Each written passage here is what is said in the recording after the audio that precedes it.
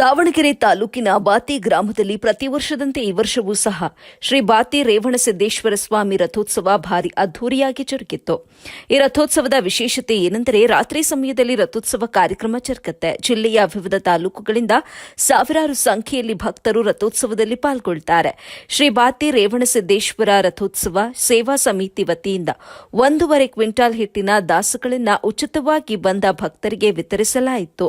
ಗುಡ್ಡದ ಮೇಲೆ ಇರುವ ದೇವಸ್ಥಾನಕ್ಕೆ ಬಂದಂತಹ ಭಕ್ತರಿಗೆ ಅನ್ನ ಸಂತರ್ಪಣೆ ಕೂಡ ಮಾಡಲಾಯಿತು. ಈ ಸಮಯದಲ್ಲಿ ನಮ್ಮ ಎಬಿ ವಾಹಿನಿಗೆ ಬಾತಿ ಗ್ರಾಮದ ಅಧ್ಯಕ್ಷರು, ಸದಸ್ಯರು, ಸೇವಾ ಸಮಿತಿ ಸದಸ್ಯರು, ಪುರೋಹಿತರು ಮಾತನಾಡಿ ಶ್ರೀ ಬಾತಿ ರೇವಣಸಿದ್ದೇಶ್ವರ ರಥೋತ್ಸವದ ವಿಶೇಷತೆಯನ್ನ ತಿಳಿಸಿದ್ರು. ವರದಿ ಸೈಯದ್ ಶಾಮೀರ್, ಎಬಿ ನ್ಯೂಸ್ ಕನ್ನಡ, ಹರಿಹರ.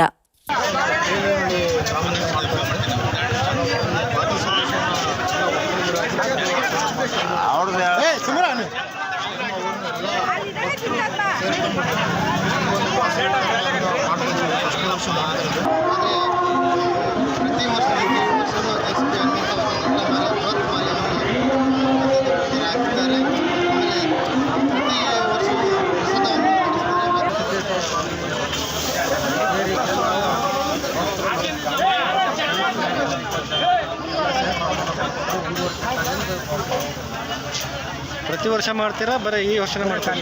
ಈ ವರ್ಷ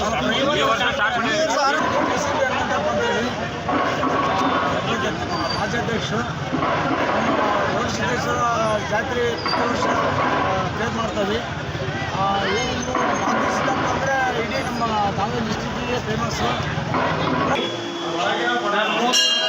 ನಿಂತ ನಕ್ಷತ್ರ ಬಂದಾಗ ಅದಕ್ಕೋಸ್ಕರ ನಕ್ಷತ್ರದಾಗ ನನ್ನ ಇದು ಮಾಡಿರಿ ಹೇಳಿರಿ ರಥೋತ್ಸವ.